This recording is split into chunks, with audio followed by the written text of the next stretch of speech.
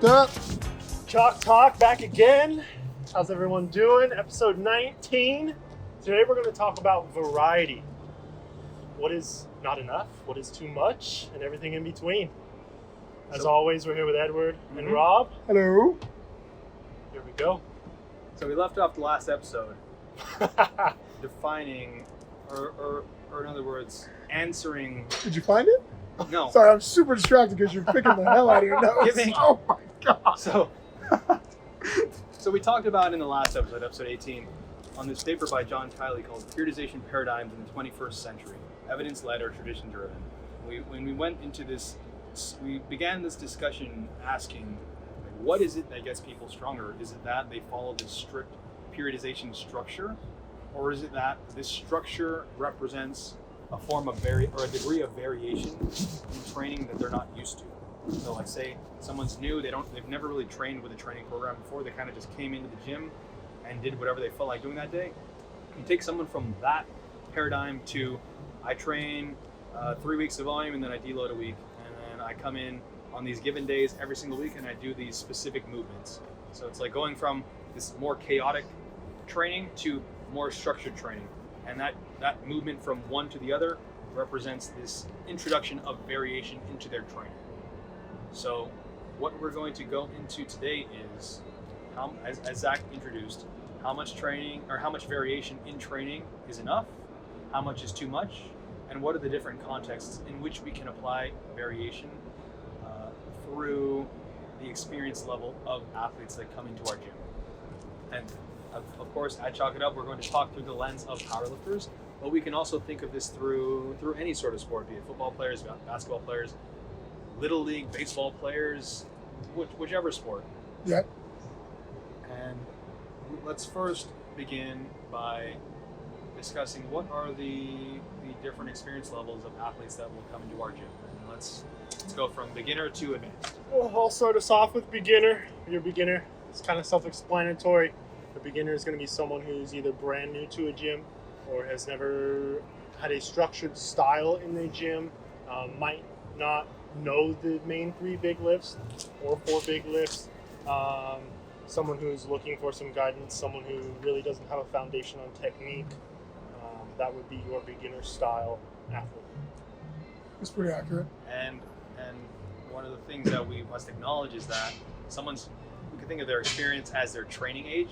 Like their training age doesn't necessarily correlate to their biological age. Absolutely. Someone could be 30 years old, 40 years old, and they're still a beginner. Also, someone could have a training age of 10, 15 years, but if that's 10 or 15 years of training and just fucking off in the gym and doing random things, like, yes, they've been training for 10, 15 years, but in terms of like intelligent training, their training age is still pretty young. So the next one we're coming to is intermediate, right? Yes. The middle one. Yes. Which is going to be, they're pretty comfortable with the movements. They know how to squat, bench, and deadlift. But they need to, get stronger in them and Address their work weaknesses. and address their weaknesses, I would say, and work hard at them. So that's kind of what we're going to talk about, like how much variation for those people is enough. So yes, they need to work on squat, bench, and deadlift, the movements that they're, somewhat familiar with, but also we need to start addressing some weaknesses and start putting in some sort of variation for them. I'm going to take the advanced one. Yeah, so we talked about beginners, we talked about intermediates, and then lastly we get to the advanced lifter, and it's like this bell curve or this inverted bell curve of specificity. When you're a beginner, you focus on the squat, bench, and deadlift only because they're so new and you want to get better at them. And when you're an intermediate, you're pretty good at them, and then you work on the variations to bring up the weaknesses, so the specificity is lower. And then when you're advanced, it's like you are the top 10% in the world, and for you to get better at the sport, you need to practice the sport and really get that final 20% of mastery of the squat, bench, and deadlift. And only once you're advanced, then like the amount of variations you do goes down, the amount of volume you do toward the main lifts goes up, and how much variation you need is going to be a little bit less. And it's going to be more of a, how do we distribute intensity? How much work do we do closer to 100%, and how much work do we do towards 60%? That will be the form of variation for more advanced lifters. thought, now that we've established what the various experience levels of lifters are, let us go into like how much variation is enough for each group. Bounce back around to it. We got the beginner group. How much variation is enough for a beginner? Unless you want to confuse them, injure them early, have them burn out, they need to stick to the main 3 lifts that they're working on, squat, bench, deadlift, and just get comfortable and get a lot of repetition in doing those, just so they understand how to do them and get comfortable with the movements themselves in general. Throwing a lot of variation in a brand new beginner is going to be one confusing, and it's going to maybe even deter them from coming to the gym. It's a lot to think about. Usually when someone comes to the gym as a beginner, they're just looking to get started and get the foot in the door. You don't want to bombard them with everything they could possibly know in a matter of 10 minutes. I would definitely say what Zach means is like, we're definitely going to teach them to squat, and they need to spend more time squatting, period. We could do a little bit of variation, being something like they're going to warm up with 5 sets of 10 goblet squats and then go to the squat.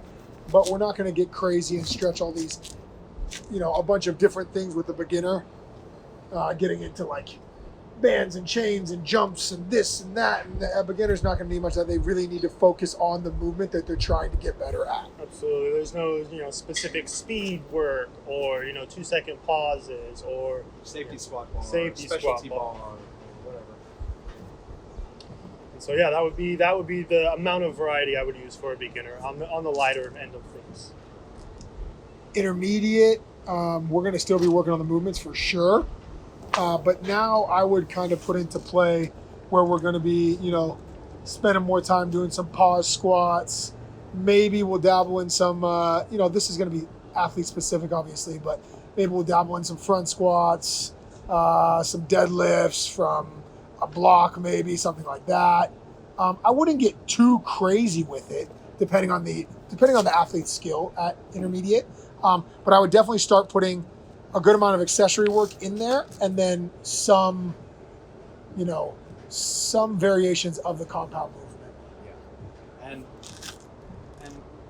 you could think of the experience levels as like how many errors do the lifters make when you're a beginner? That's a good way to look Because at it. you don't have a good grasp of the concept of what a squat is. It's like you shift forward and back, your torso caves, you lean too far back, your knees shoot back, your hips shoot up early. You're making 10 different errors. When you have a good grasp of the squat and you've like entered the intermediate stage, like you're consistently making the same errors every time. So instead of making 10 errors, now it's like, you know what, whenever I squat, my knees tend to shoot back, and that sort of speaks to my sport background, my genetic makeup, and that I'm a lifter with weaker quads. So my weakness is going to be characterized by having weaker quads. Therefore, the main accessories that I'm going to focus on are one, just keeping my knees forward in the back squat, doing front squats, doing a bunch of leg press, doing a bunch of quad extensions. Belt squat, whatever your gym has kind of thing. But yeah, so it's going to be athlete specific, but that's a good way to look at it. I like that. How many mistakes they make. If we're doing a set of 10 with a beginner and we got one that goes forward, one that goes back, one that goes over, one that goes back again, one that goes forward, but we get 2 good reps, it's like we still need to work on the squat for sure. Yeah. So We're going to go, you want to go to advanced? Or you want to talk more about intermediate? Long pause. In the intermediate, when we're talking accessories for the intermediate, when they're at that stage, they're usually trying to accent their main lifts. So, the goal would be to use accessories that are going to accent the main lifts, make them stronger, use the same muscle groups and same positions that they would in a squat, bench, and deadlift, based on their specific goals and whatnot. But you're not going to want to, be working your legs all day and then do some foo-foo, banded floor bridges, because that's really not going to help you in your squat. It's going to work your legs, but it's not going to help your squat. I can guarantee you that. There's definitely we're going to try and put more muscle tissue on. So Yes. if we're doing volume quad extension, volume leg press, belt squat, whatever it may be, some good pause squats where we're keeping our knees forward, staying in the quads. I just realized that we're only talking about squats. Bench press and deadlift all apply here too. would you like to talk about some of the other weaknesses that may arise in the bench and deadlift, or even in the squat too? Some We weaknesses. can talk about weaknesses. I mean, the Or do you want to deadlift. save that for another episode? I mean, we could just touch on We it for a just sec. talk- That's I mean- fine. Okay. I would say your main ones with bench, off the you're chest. going to have off the chest. You're going to have lockout issues most of the time. That's kind of the main ones for Those that. would be your, There's some few other ones that have to be like some joint stacking issues or getting out of the groove or maybe leg drive not being in time with what you need. And that would be more beginner style problems. That's them understanding the concept. Absolutely. Exactly. Of the bench. And then the deadlift, Deadlift would be, kicking the hips back Hips right back when we immediately. lift, so we're just pretty much stiff legging everything from there. Or biasing way too much quad and trying to squat the weight up happens often.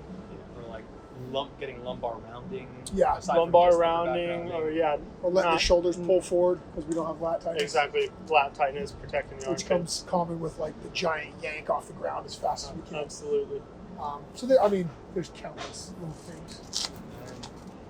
And then Just to elaborate just a tiny bit further, it's like you can have lifters who are extremely strong, who are deadlifting 600, 700, 800 pounds. And it's like, you know what, this person's so strong, they must know what they're doing.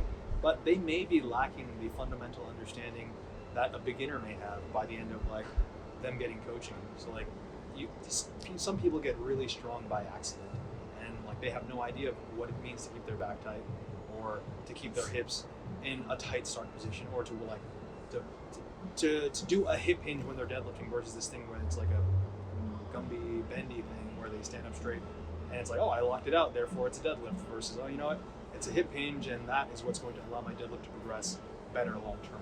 It's like the concept, it seems backwards, but you can usually lift more, heavier, whatever you want to say, with bad form than good form. Yeah. And like the amount of people who lift really heavy with good technique, they're in the minority, but they do exist. And it's like only once you lift like that yourself do you realize like how not broken your body can feel when you train heavy. Yeah, absolutely.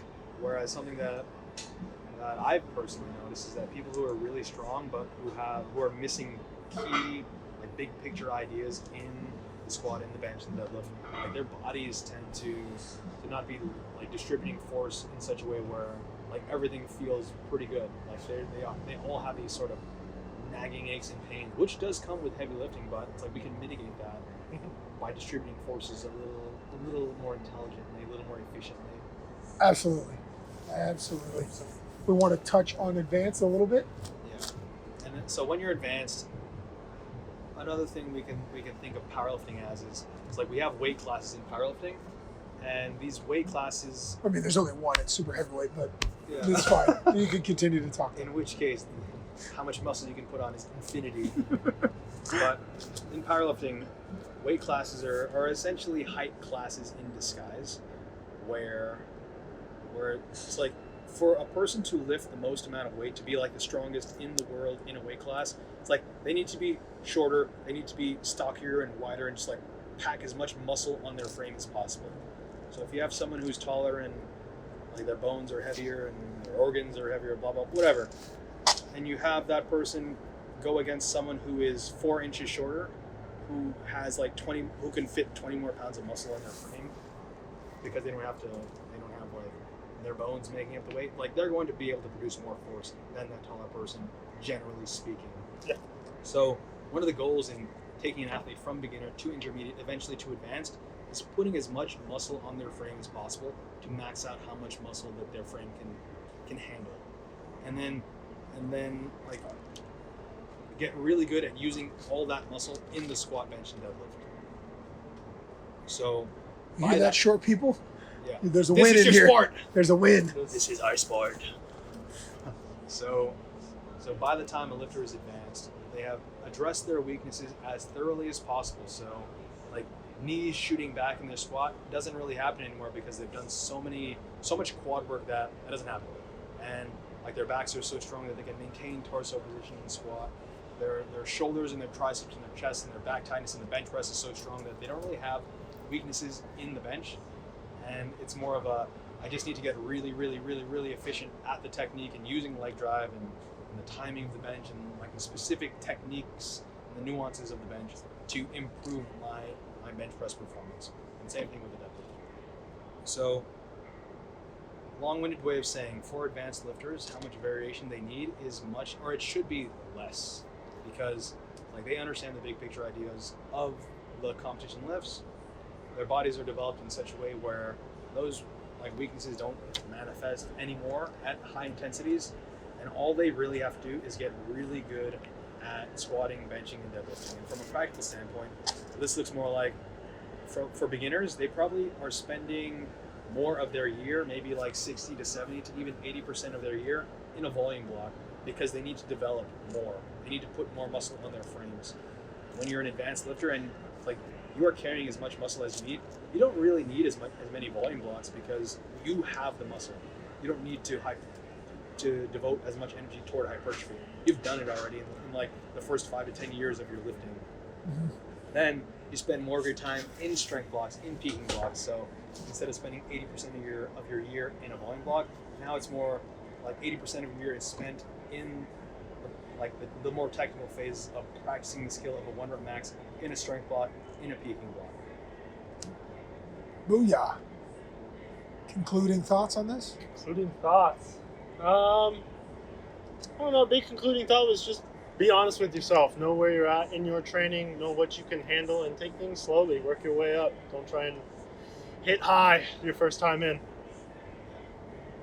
And it's like it's a lot. Again, it's a lot to ask. We're very repetitive when we say this. It's a lot to ask of someone who's new to the gym, who hasn't really analyzed their training to this degree, to like be able to accurately say what is my experience level at.